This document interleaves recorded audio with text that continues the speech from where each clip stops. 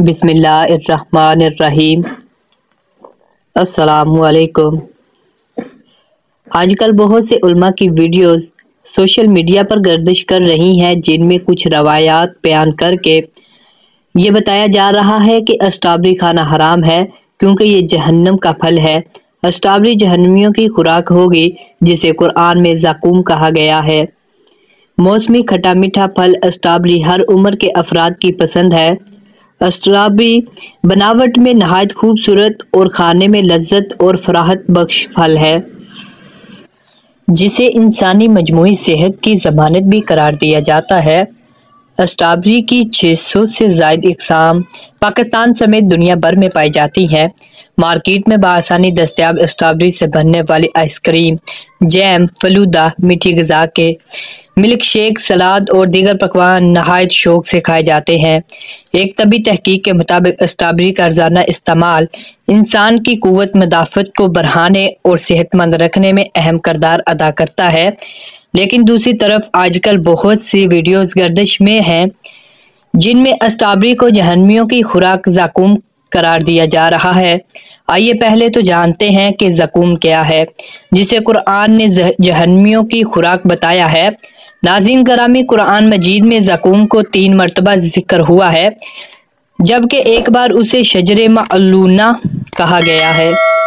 مفسرین نے اس سے مراد وہ خاردار پودا لیا ہے جسے اردو میں تھور کہتے ہیں اور انگریزی میں کیکٹس کہتے ہیں۔ یہ کانٹے دار اور بونا گور ہوتا ہے۔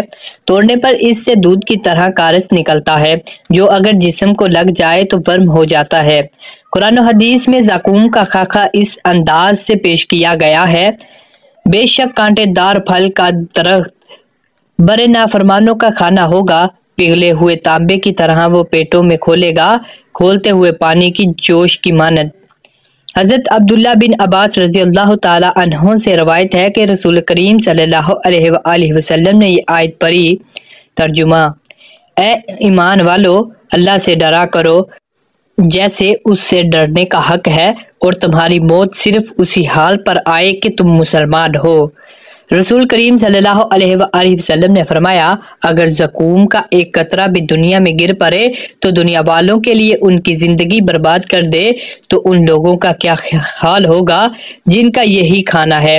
اس بات میں کوئی اختلاف ہی نہیں ہو سکتا کہ اسٹرابری ایک پھل ہے جو زمین سے اگا ہوا ہے، اور شریعت کا ضابطہ یہ ہے کہ زمین سے اگنے والی جتنی بھی چیزیں ہیں وہ سب پاک اور حلال ہیں، اور ان کا کھانا بھی درست ہے، سوائے ان نباتات کے جو زہریلی اور مہلک ہوں یا جو نشہ آور ہوں، ان کا کھانا جائز نہیں، اور یہ پھل نہ تو زہریلا ہے اور نہ ہی اس میں نشہ ہے، لہٰذا اس ضابطہ کے مطابق اسٹرابری کا کھانا بلا کراہت جائز ہے۔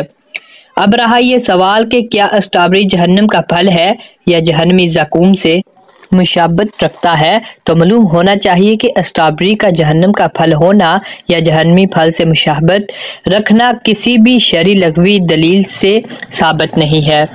جہنمیوں کی غذا کے بارے میں آتا ہے کہ ان کی ایک غذا زقوم کا پودا بھی ہوگا، اور یہ ایک خاردار، کڑوا اور زہریلا پودا ہے، جس سے اردو لغات میں تھور یا ناگ پھنی کا پودا لکھا گیا ہے، اور جہنمی پھل زقوم تو بڑا خوفناک اور تکلیف کا ہوگا۔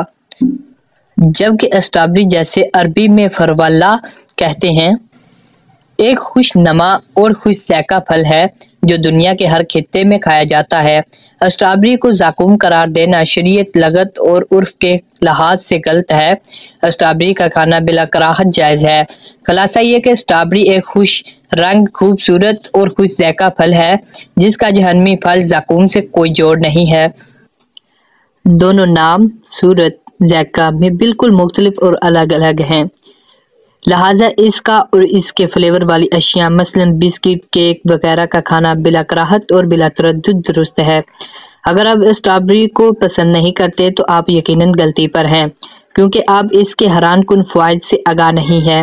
یہ ایک لذیذ اور ارق سے بھرپور غذا ہے، بلکہ یہ کسی بھی طرح سپر فوڈ سے کم نہیں۔ اینٹی آکسیڈینٹس سے بھرپور اسٹرابری اپنی مزیدار میٹھی خوشبو اور ذائقے کی بدولت سب کا پسندیدہ پھل ہے، اور اس کے ساتھ ساتھ vitamin A, potassium, calcium, magnesium اور فولیٹ سمیت غذائی اجزاء کا ایک شاندار ذریعہ ہے۔ اسٹرابیری آپ کی مجموعی صحت کو بہتر بنانے کے لیے انتہائی مفید تصور کی جاتی ہے۔ یہ آپ کو بغیر کسی چکنائی سوڈیم اور کولیسٹرول کے مختلف وٹامنز، فائبرز اور اینٹی آکسیڈنٹس جیسے پولی فینولز کہا جاتا ہے فراہم کرتی ہے۔ تو ملتے ہیں دوستو ایسی مزید ویڈیو کے ساتھ، اس وقت تک کے لیے اللہ حافظ۔ اللہ حافظ۔